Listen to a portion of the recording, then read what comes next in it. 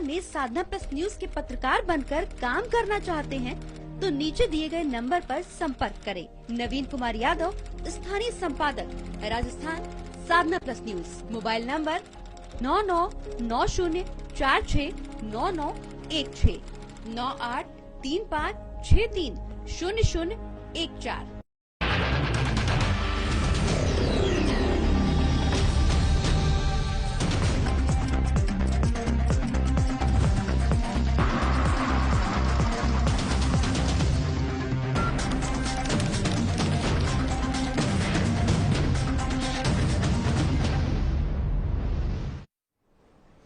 राजस्थान की खबरों में आप सभी का स्वागत है। मैं हूं आपके साथ अमल। बुलेटिन की शुरुआत करेंगे, लेकिन उससे पहले एक नजर इस वक्त की सुर्खियों। बीजेपी राष्ट्रीय उपाध्यक्ष वसुंधरा राजे ने गहलोत सरकार पर साधा निशाना। बूथ अध्यक्ष संकल्प महोत्सव में की शिरकत। कहा, सिर्फ खुद का सोचती है कांग्रेस सरकार। रोहित जोशी की गिरफ्तारी से बढ़ेगा इस्तीफे का दबाव। एक गुट ने शुरू की प्रेशर पॉलिटिक्स। कांग्रेस हाईकमान को पहुंचाए दस्तावेज।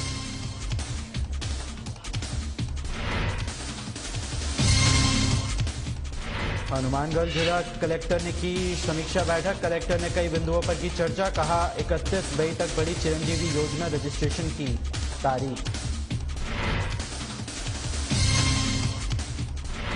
नौरंगेसर के ग्रामीण बने प्रेरणा स्रोत। पौधारोपण कर पर्यावरण प्रदूषण कम करने का दिया संदेश। 400 पौधों से की शुरुआत। 7000 लगाए पौधे।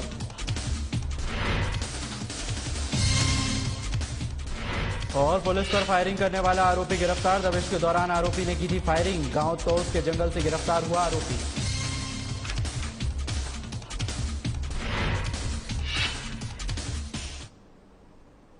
और अब खबरें विस्तार से। पूर्व सीएम और बीजेपी की राष्ट्रीय उपाध्यक्ष वसुंधरा राजे ने सूरतगढ़ से गहलोत सरकार पर निशाना साधा है। इस दौरान उन्होंने कहा है कि एक तो केंद्र में मोदी सरकार है जो सबका साथ, सबका विश्वास, सबका विकास और सबके प्रयास के आधार पर काम करती है।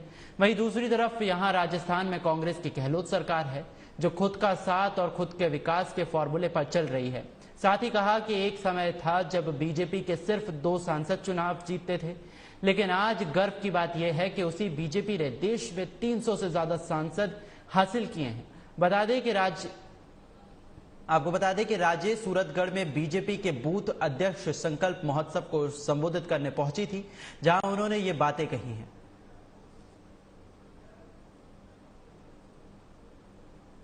आगे अभी चुनाव फिर से आने वाले हैं, गुजरात के और हिमाचल के, उसके बाद कर्नाटक के, और उसके बाद राजस्थान, मध्य प्रदेश और छत्तीसगढ़ के, जहां भी मुझे विश्वास है कि एक ऐतिहासिक बहुमत हम सबको, हमारी पार्टी को और हमारे इस नेतृत्व को, इनके अंदर सरकार भी बनेगी और बहुत बड़ी सफलता हम लोगों को मिलेगी। यही मुझे और मेरे सब साथियों का यह विश्वास है। अध्यक्ष जी, आपको याद होगा कि एक समय था 1984 के अंदर जब हमारे सिर्फ 2 सांसद थे। आज बड़े गर्व का विषय है कि आप सबके नेतृत्व में उसी भारतीय जनता पार्टी के देश के अंदर 300 से ज्यादा तो सांसद हैं, और जो विधायक हैं हमारे, सबसे ज्यादा विधायक पूरे देश के अंदर हमारे हैं। 1443 विधायक हम उंगली के ऊपर गिन सकते हैं। इतनी बड़ी सफलता कहां से कहां भारतीय जनता पार्टी जो मजबूत पार्टी के रूप में आगे आने वाले समय में चुनाव की दृष्टि से तैयार है, और आने वाले समय में अशोक गहलोत की सरकार को उखाड़ फेंकने के लिए तैयार है। इस बात को उन्होंने कहा। मित्रों, मैं यहां बूथ के कार्यकर्ताओं से कुछ बातें कहना चाहता हूं। सबसे पहली बात तो समझ लो कि बूथ ही वो रचना है जहां से सत्ता का उद्गम स्थान है। ताकत कहां से आती है? अगर हम ये कहें कि वो सत्ता का गर्भ है तो वो अभी अतिशयोक्ति नहीं होगी, लेकिन हम उसको उद्गम स्थान तो कह ही सकते हैं। जो भी ताकत हमको मिलती है वो बूथ से मिलती है।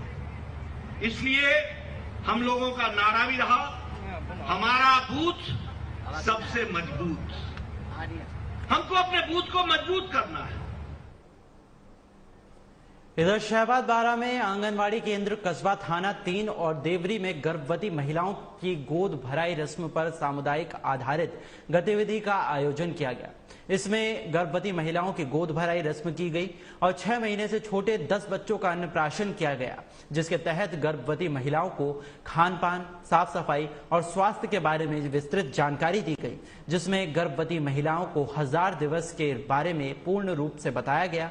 बता दें कि यह आयोजन CDPO राकेश मीना के नेतृत्व में किया गया। एक्शन अगेंस्ट हंगर संस्था के ठाकुर कोली, रिंकू शर्मा और सिकंदर रावत ने भी महिलाओं को जानकारियां साझा की।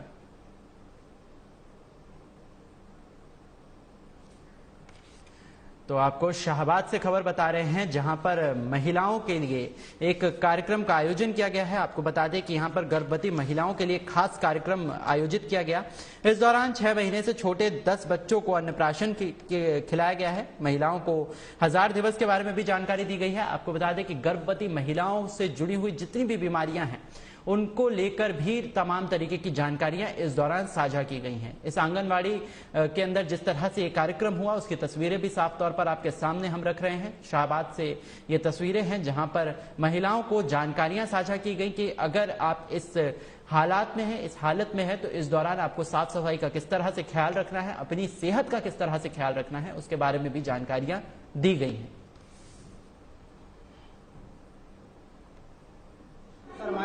और आज का जो कार्यक्रम हुआ वो सामुदायिक आधारित गतिविधि का आयोजन हुआ, जिसमें हमारे द्वारा गर्भवती महिलाओं के साथ गोद भराई का कार्यक्रम किया गया। वह 6 माह पूर्ण करने वाले बच्चों को अन्नप्राशन के बारे में अन्नप्राशन किया गया, जिसमें हमारे द्वारा गर्भवती महिलाओं को 1000 दिवस के बारे में बताया, जिसमें उनके लिए पोषण आहार और स्वास्थ्य के बारे में विस्तार से बताया गया, जिसमें उनके लिए स्वास्थ्य जांच और उनके लिए हरे पत्ते वाली सब्जियां, उनको ये मैसेज दिया गया। जिसमें ये गतिविधि के साथ साथ में हमने अन्नप्राशन का भी आयोजन किया, जिसमें 6 माह पूर्ण करने वाले बच्चों को अति आवश्यकता होती है ऊपरी आहार, जिसमें आज से उन बच्चों के लिए ऊपरी आहार देना प्रारंभ किया गया, जिसमें आंगनबाड़ी पर बुला करके हमने उन बच्चों के लिए अन्नप्राशन किया गया।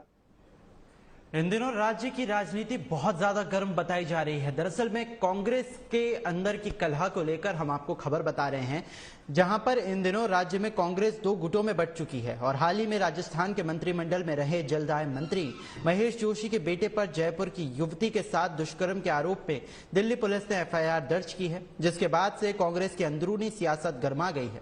इस मुद्दे पर कांग्रेस का अब विरोधी खेमा सक्रिय हो गया है। आपको बता दें कि विरोधी खेमे ने कांग्रेस हाईकमान तक पूरे मामले के दस्तावेज भी पहुंचा दिए हैं। कांग्रेस हाईकमान मुख्यमंत्री से पूरे मामले की रिपोर्ट तलब करने की तैयारी में है। ऐसे में सोनिया गांधी के करीबी माने जाने वाले CM अशोक गहलोत की मुश्किलें अब बढ़ने लगी हैं। विरोधी खेमा कहीं न कहीं इस पूरे मामले को लेकर हाईकमान से शिकायत कर मंत्री महेश जोशी की स्थिति पर जोर देने पर लगा हुआ है।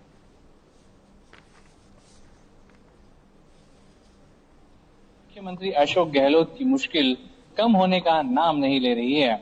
हाल ही में मंदिर पर चले बुलडोजर का विवाद थमा नहीं था कि अशोक गहलोत के मंत्रिमंडल में जलदाय मंत्री महेश जोशी के बेटे पर जयपुर से युवती की रेप के आरोप में दिल्ली पुलिस द्वारा केस दर्ज होने के बाद मुश्किलें बढ़ने लगी हैं।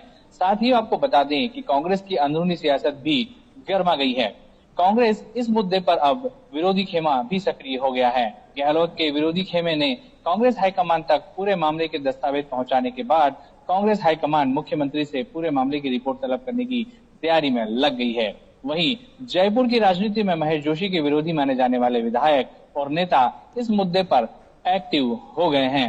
विरोधी खेमा कांग्रेस के चिंतन शिविर से पहले ही इस्तीफे की पैरवी कर रहे हैं। वहीं विरोधी खेमा कांग्रेस हाईकमान तक यह मैसेज पहुंचाने की कोशिश कर रहा है कि चिंतन शिविर से पहले इस प्रकरण में पार्टी की इमेज खराब हुई है, इसलिए इस मुद्दे पर पार्टी को एक्शन लेना चाहिए। बहरहाल देखने वाली बात यह है कि विरोधी खेमा और आला हाईकमान इस पूरे प्रकरण को किस तरह से लेता है, अब आने वाला वक्त ही बताएगा। लेकिन कहीं न कहीं राजस्थान में अशोक गहलोत की मुश्किलों पर बढ़ती नजर आ रही हैं। राजस्थान से साधना प्लस के लिए प्रवीण भार्गव। वहीं बीजेपी प्रदेश कार्य समिति के सदस्य गणपत बांटिया ने क्षेत्र के कई गांवों का दौरा किया और ग्रामीणों से मिलकर उनकी समस्याओं को भी सुना। साथ ही संबंधित अधिकारियों से बात कर समस्याओं के निवारण के लिए भी कहा। इस दौरान ग्रामीणों ने भीषण गर्मी में पानी की समस्या के बारे में जानकारी दी तो बांटिया ने संबंधित अधिकारियों से बात की। इस दौरान बीजेपी कार्यकर्ता पारस सेन, मोहन सिंह समेत अनेक लोग मौजूद रहे।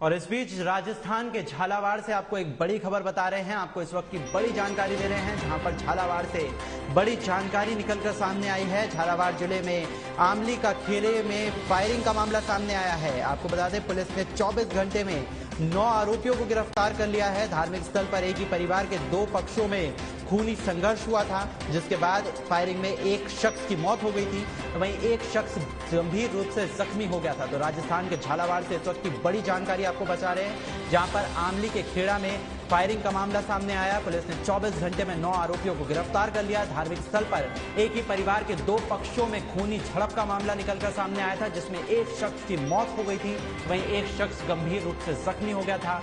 मामले की पुलिस तफ्तीश कर रही थी और इसी के मद्देनजर पुलिस ने पिछले 24 घंटे में कार्रवाई करते हुए 9 लोगों को गिरफ्तार कर लिया है। फिलहाल पुलिस मामले की जांच में जुट गई है।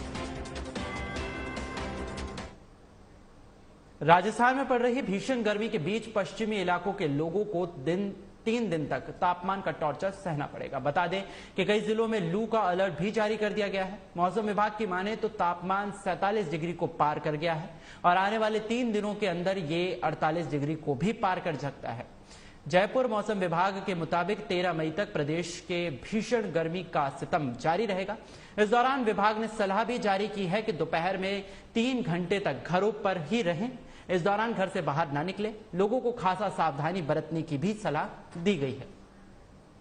तो आपको बता दें कि पूरे देश भर में गर्मी का सितम जारी है और राजस्थान में खासा तौर पर आप देख सकते हैं कि गर्मी का किस तरह से हालात, लगातार गर्मी के हालात देखने को मिल रहे हैं। 47 डिग्री के ऊपर पारा ऑलरेडी पहुंच चुका है और अभी मौसम विभाग ने 2-3 दिन तक राहत ना होने की बात कही है। इस दौरान आप देख सकते हैं कि गर्मी से किस तरह से राहत पाई जाएगी, क्योंकि पिछले कई दिनों से आप देख रहे होंगे कि अप्रैल के महीने में ही गर्मी का सितम लगातार धीरे धीरे बढ़ना शुरू हो गया था। तापमान भी बढ़ता हुआ नजर आ रहा था। जैसे जैसे वक्त बीत रहा है, जून का समय सामने आ रहा है, अभी तो फिलहाल मई भी खत्म नहीं हुआ है और कहीं ना कहीं पारा 48 के ऊपर पहुंच चुका है। तो ये चिंता का विषय तो जरूर है। हालांकि मौसम विभाग ने अलर्ट जारी किया है, 3 दिनों का यह अलर्ट है और इस दौरान 3 घंटे के लिए करीबन, दोपहर के 3 घंटे के लिए करीबन घर से बाहर बेवजह निकलने के लिए प्रशासन ने और मौसम विभाग ने रोक लगाने की बात कही है।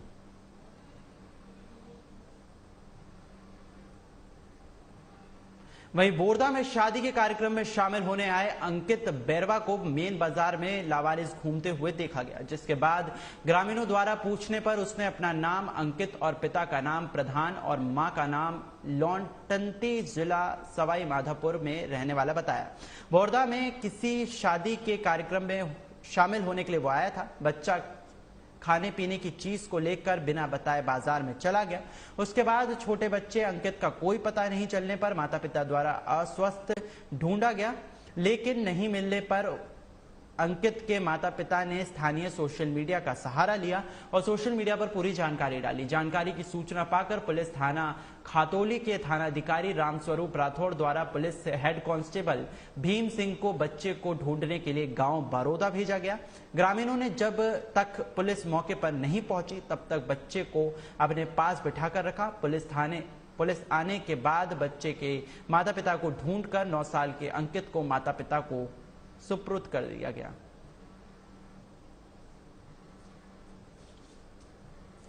तो आपको बता दें कि यहां पर एक बच्चा अंकित नाम का वहां पर गुमशुदा हो गया था और उसके बाद उसके माता पिता ने पुलिस का सहारा लिया था, सोशल मीडिया का सहारा लिया था और उस बच्चे की जानकारियां जो है वो सोशल मीडिया पर साझा की थी, जिसके बाद ग्रामीणों ने उस बच्चे को घूमता हुआ देखा और उसके बाद पुलिस को पूरे मामले की सूचना दी। पुलिस ने फिलहाल माता पिता को बच्चा सुपुर्द कर दिया है और आप तस्वीरों में देख सकते हैं कि जैसे ही गुमशुदा बच्चा माता पिता के पास पहुंचा तो बच्चे के चेहरे पर भी हंसी साफ तौर पर नजर आ रही है, तो वहीं माता पिता के चेहरे पर भी हंसी साफ तौर पर देखने को मिल रही है।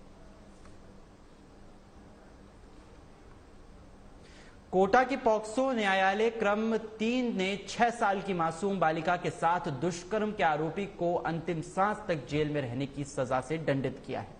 आपको बता दें कि आरोपी पर 1 लाख रुपए जुर्माना भी लगाया गया है। न्यायाधीश दीपक दुबे ने एक संदेश देते हुए कविता भी इस आदेश के साथ लिखी, जिसमें बालिकाओं को बचाने के साथ ही आरोपियों के खिलाफ सख्ती का संदेश भी दिया गया है। कोटा में 13 नवंबर 2021 को फरियादी ने दिगौद थाने में रिपोर्ट दर्ज कराई थी कि उसकी 6 साल की लड़की के साथ उर्दू पढ़ाने वाले मौलवी ने दुष्कर्म किया है। रिपोर्ट में उन्होंने बताया है कि मेरी लड़की दोपहर 3 बजे के करीब पढ़ने के लिए मौलवी अब्दुल रहीम के पास गई थी, जो 4 बजे वापस रोती हुई आई। उसके बाद घाट की गली रामपुरा कोतवाली कोटा शहर के खिलाफ अपराध प्रमाणित पाया गया। इस मामले में आरोपी के खिलाफ न्यायालय में चालान पेश किया गया है।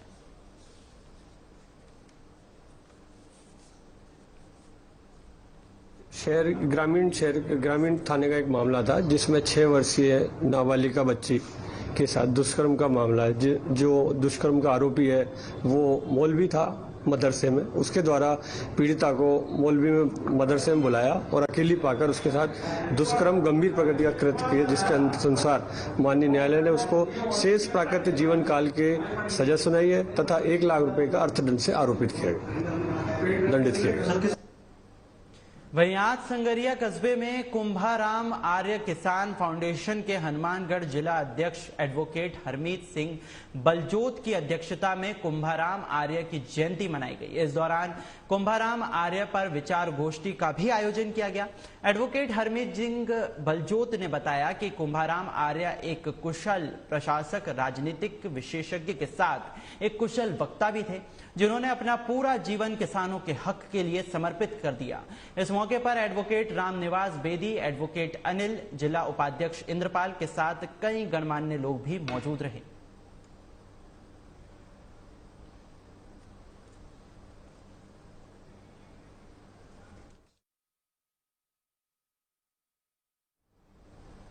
और इसी बीच एक आपको बड़ी खबर बता देते हैं। कोटा से यह बड़ी खबर निकलकर सामने आ रही है, जहां पर एसीबी की बूंदी में बड़ी कार्रवाई निकलकर सामने आई है। आपको बता दें पीएचईडी का कनिष्ठ अभियंता पवन राठौड़ ट्रैप कर लिया गया है। कनिष्ठ अभियंता राजेंद्र सैनी भी ट्रैप हुआ है।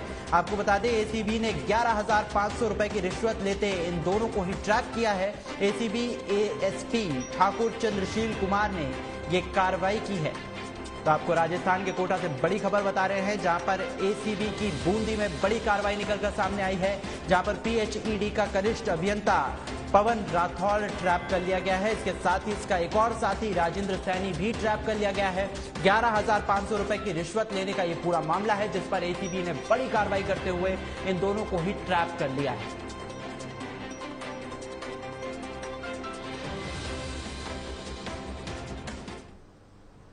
वहीं खबर हनुमानगढ़ से है, जहां जिले को नशा मुक्त बनाने के लिए तंबाकू नियंत्रण प्रकोष्ठ के तत्वाधान में कलेक्ट्रेट परिसर से तंबाकू विरोधी जन जागरूकता रैली का आयोजन किया गया। जिला कलेक्टर नथमल डिडेल ने जन जागरूकता रैली को हरी झंडी दिखाकर इस दौरान रवाना किया। जन जागरूकता रैली सिविल लाइंस से होते हुए वार्ड नंबर 60 सुरेशिया करनी चौक से होते हुए मुख्य चिकित्सा और स्वास्थ्य अधिकारी कार्यालय पहुंची। जिला कलेक्टर ने बताया कि गत 2-3 महीनों से लगातार हनुमानगढ़ जिले को नशा मुक्त बनाने के लिए काफी प्रयास किए जा रहे हैं। 30 अप्रैल को जिले भर में एक ही दिन में 37,000 से अधिक चालान कोटपा एक्ट के तहत काटे गए हैं। वहीं राज्य सरकार के महत्वपूर्ण कार्यक्रम के साथ साथ संभागीय आयुक्त महोदय द्वारा नशे के खिलाफ चलाए जा रहे मंशा अभियान के तहत भी कई गतिविधियां आयोजित की जा रही हैं। उन्होंने युवाओं से अपील की है कि वो अपनी ऊर्जा का सही दिशा में उपयोग करें, बुरी संगत से बचे और नशे से 100% बचे रहें। हनुमानगढ़ जिले में माननीय संभागायुक्त महोदय के निर्देशानुसार और एनएचएम की तरफ से जो एक 100 डेज की कार्य योजना चल रही है, mission against narcotic substance abuse, और उसमें भी तंबाकू और तंबाकू से बने हुए उत्पादों पर हम विशेष फोकस भी कर रहे हैं। उस कड़ी में आज हमारे नर्सिंग के जो ट्रेनिंग ले रहे हैं प्रशिक्षणार्थी, उनके द्वारा एक रैली का आयोजन किया गया। मैं समझता हूं कि इस प्रकार की जागरूकता रैली समय समय पर निकालने से हम लोग समाज के साथ अच्छे तरीके से जुड़ पाते हैं, और लोगों को जब हम बार बार किसी विषय पे अवेयर करेंगे तो लोग भी इस चीज़ को समझेंगे कि हाँ, ये विषय हमारे लिए भी इम्पोर्टेंट है। और जैसा कि आपको ध्यान है, 30 अप्रैल को भी पूरे जिले में 37,000 से भी अधिक चालान जो है वो कोटपा एक्ट के तहत काटे गए हैं हमारी विभिन्न विभागों की सभी टीमों के द्वारा। तो मैं समझता हूं कि हनुमानगढ़ जिले में पिछले 2-2.5 महीने से हम लोग नशा विरोधी जितनी भी गतिविधियां कर रहे हैं, समाज लोग हमारे साथ आ रहे हैं, और स्पेशली चिकित्सा विभाग, पुलिस विभाग और अन्य सभी विभाग इसमें लीड ले रहे हैं। और जैसा पॉजिटिव वातावरण बना है, उससे मुझे उम्मीद है कि समाज हमारा जितना सहयोग देता रहेगा, आने वाले दिनों में नशा विरोधी गतिविधियां और अधिक बढ़ेगी। आज हनुमानगढ़ के अंदर नशा मुक्ति अभियान के तहत नशे के लिए सभी लोगों को जागरूक करने के लिए कि नशा ना किया जाए, उसके लिए पूरे अपने कलेक्ट्रेट से एक एएनएमटीसी ट्रेनिंग सेंटर से जो एएनएम्स है उनकी एक रैली निकाली गई। उस रैली के अंतर्गत ज़्यादा से ज़्यादा लोगों को जागरूक किया जा रहा है कि नशा छोड़ो और ज़िंदगी जोड़ो। और इसी के तहत अपने पूरे हनुमानगढ़ में पिछले जो 2 महीने से 100 दिन का जो कार्यक्रम चल रहा है, उसके अंतर्गत मनसा और तंबाकू निषेध, इन दोनों पे विशेष प्रयास जारी है, और इसके लिए सभी विभागों का सहयोग बराबर बना हुआ है, और सभी मिलकर हम इसको हनुमानगढ़ को। इधर हनुमानगढ़ जिला कलेक्टर नथमल डिडेल की अध्यक्षता में कलेक्ट्रेट सभागार में समीक्षा बैठक आयोजित की गई। इस बैठक में बिजली, पानी, बीमारियां जो कि मौसम से होती हैं, उसके साथ फ्लैगशिप योजनाओं को लेकर समीक्षा की गई। आपको बता दें कि बैठक में जिला कलेक्टर ने कहा है कि मुख्यमंत्री चिरंजीवी स्वास्थ्य बीमा योजना के रजिस्ट्रेशन की तारीख राज्य सरकार ने 7 मई से बढ़ाकर 31 मई तक कर दी है। लिहाजा जिले भर में मुख्यमंत्री चिरंजीवी स्वास्थ्य बीमा योजना से वंचित परिवारों के रजिस्ट्रेशन करने के लिए 31 मई तक विशेष अभियान चलाया जाएगा। वहीं हनुमानगढ़ से आपको खबर बता रहे हैं, जहां वातावरण में बढ़ रहे पर्यावरण प्रदूषण के प्रति नौरंग देसर गांव के युवा भी जागरूक नजर आ रहे हैं और भविष्य में पर्यावरण संरक्षण के लिए कार्य करने का संकल्प लिया है। बता दें कि नौरंग देसर गांव के समाज सेवी जय सिंह बेनीवाल और उनके परिवार के 25 सदस्य कोरोना की चपेट में आ गए थे। उस समय अस्पतालों में ऑक्सीजन की भी भारी कमी थी। जय सिंह बेनीवाल ने बताया है कि घर से सभी स्वस्थ सदस्य कोरोना जैसी भयंकर बीमारी से जूझकर सकुशल घर वापस लौट आए हैं। तभी से उन्होंने प्रेरणा ली है कि ऑक्सीजन के प्राकृतिक स्रोत के रूप में ज्यादा से ज्यादा वो पौधों का रोपण करेंगे। 2021 के 25 अप्रैल को कोरोना पॉजिटिव हो गए थे हम। इसके अंदर हमारे पूरे परिवार में चाचा जी थे, पापा, मम्मी और मैं खुद हो गया था कोरोना पॉजिटिव, और चाचा जी का लड़का, लगभग सारा परिवार ही हो गया। तो उसके बाद में मैं और माता जी हॉस्पिटल के अंदर एडमिट रहे, और उसके बाद मालिक की कृपा से हम सभी के सभी सही होकर घर लौट आए। तो उस टाइम हमारे को ये महसूस हुआ कि हॉस्पिटल के अंदर ऑक्सीजन की उस टाइम बहुत किल्लत चल रही थी। तो हमने सोचा भी चलो अपने लिए ऑक्सीजन के लिए और तो हम कुछ नहीं कर सकते, अपने पौधे लगाने वाला प्रोग्राम है वो अपने बनाते हैं। तो उस हिसाब से हमने फिर मन बनाया भी जितने अपने से लगा सकते हैं उतने पौधे लगाए। तो फिर हमने मिशन पहले 5000 पौधों का लिया। तो हमने नौरंगेश्वर हमारे जो रामबाग है वहाँ से स्टार्ट किया था। फिर हमारे नौरंगेश्वर में गर्ल्स स्कूल है, गलियों के अंदर है। इधर राहूवास तहसील क्षेत्र के ग्राम शाहजहांपुरा में राजस्व रास्ता निकालने गए राजस्व टीम और पुलिस प्रशासन को बेरंग लौटना पड़ा। आपको बता दें कि पंचायत प्रशासन की ओर से स्वीकृत इंटरलॉकिंग सड़क निर्माण कार्य शुरू करने गए पंचायत प्रशासन और पुलिस प्रशासन को ग्रामीणों के भारी विरोध का सामना करना पड़ा। दरअसल राजस्व रास्ता का ठीक तरह से पैमाइश नहीं बैठने पर ग्रामीण आक्रोशित हो गए और कई बार महिला कांस्टेबल को बल का प्रयोग करना पड़ा। बार बार महिलाएं सड़क निर्माण में बाधा उत्पन्न कर रही थी।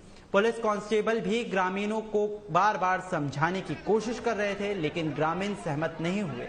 आखिर में पुलिस प्रशासन और पंचायत प्रशासन को बेरंग लौटना पड़ा।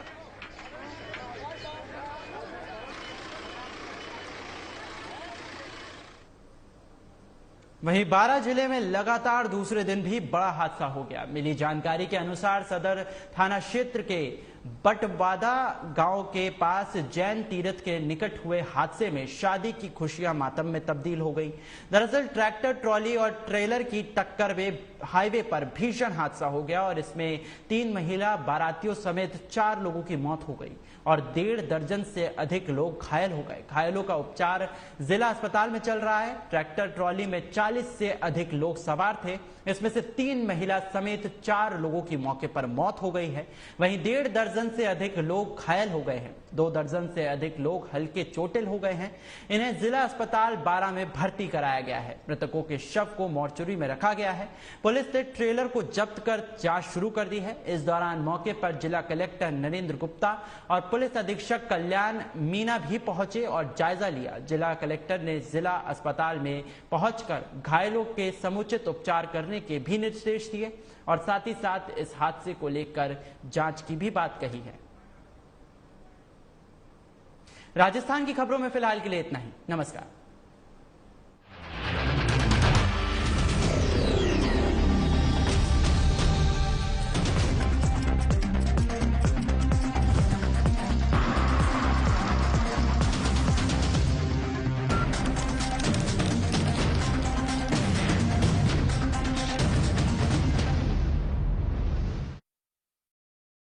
राजस्थान में साधना प्लस न्यूज को आवश्यकता है तहसील, विधानसभा, जनपद एवं संभाग स्तर पर कुशल संवाददाताओं की। यदि आप भी राजस्थान में साधना प्लस न्यूज के पत्रकार बनकर काम करना चाहते हैं तो नीचे दिए गए नंबर पर संपर्क करें। नवीन कुमार यादव, स्थानीय संपादक, Rajasthan Sadhna plus news. Mobile number 9990469916 9835630014। देखें कौन नया खिलाड़ी आया है।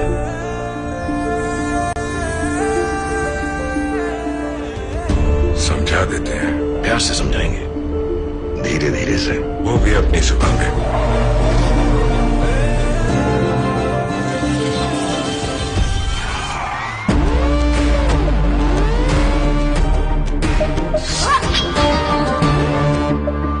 ये तो अपनी जुबान है।